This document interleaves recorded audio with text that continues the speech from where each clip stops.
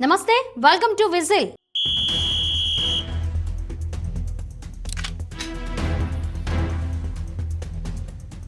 సంక్రాంతికి సొంతూరు వెళుతున్నారా? అయితే ఈ వార్త మీకోసమే. తెలుగు రాష్ట్రాల్లో ఉండే వారికి సంక్రాంతి పండుగ చాలా స్పెషల్. మరీ ముఖ్యంగా తెలంగాణలో ఉంటున్న ఆంధ్ర ప్రాంతం వారు, మరీ ముఖ్యంగా హైదరాబాద్లో ఉంటున్న వాళ్ళంతా పండుగకు సొంత ఊళ్లకు వెళ్తుంటారు. తెలంగాణకు చెందిన వాళ్ళు కూడా ఆంధ్రాలో జరిగే సంక్రాంతి సంబరాలు, కోడి పందాలను చూడడానికి ఏపీకి వెళ్తుంటారు. ఈ సందర్భంగా హైదరాబాద్ నుంచి ఆంధ్ర వైపు వెళ్లే ప్రయాణికులకు ఊరట ఇచ్చేందుకు తెలంగాణ ప్రభుత్వం కీలక నిర్ణయం దిశగా అడుగులు వేస్తోంది.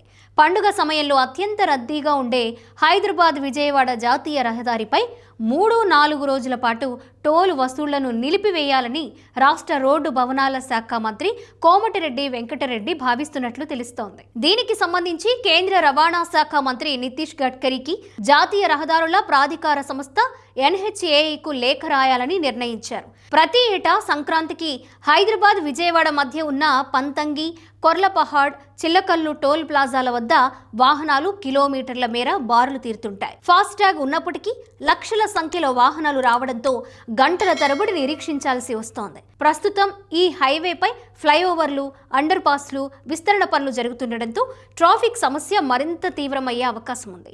టోల్ వసూళ్ల కోసం వాహనాలను ఆపితే హైవే మొత్తం స్తంభించిపోయే ప్రమాదం ఉందని అధికారులు అంచనా వేస్తున్నారు. ఈ నేపథ్యంలో వాహనాలు టోల్ గేట్ల వద్ద ఆగకుండా సాఫీగా వెళ్లేలా చూసేందుకు టోల్ మినహాయింపు ప్రతిపాదనను తెరపైకి తెచ్చారు.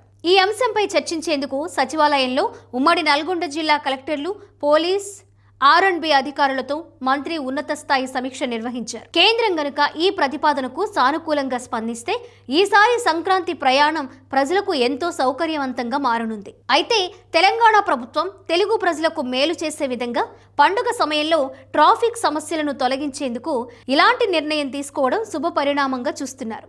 తెలంగాణ ప్రభుత్వ పెద్దలు సీఎంతో జరిగే సమావేశం అనంతరం నిర్ణయాన్ని ప్రకటించే అవకాశం ఉన్నట్లుగా తెలుస్తోంది. ఇక టోల్ ప్లాజాల దగ్గర వాహనాల ఛార్జీలను తెలంగాణ ప్రభుత్వం భరించాలని భావిస్తున్నట్లుగా తెలుస్తోంది.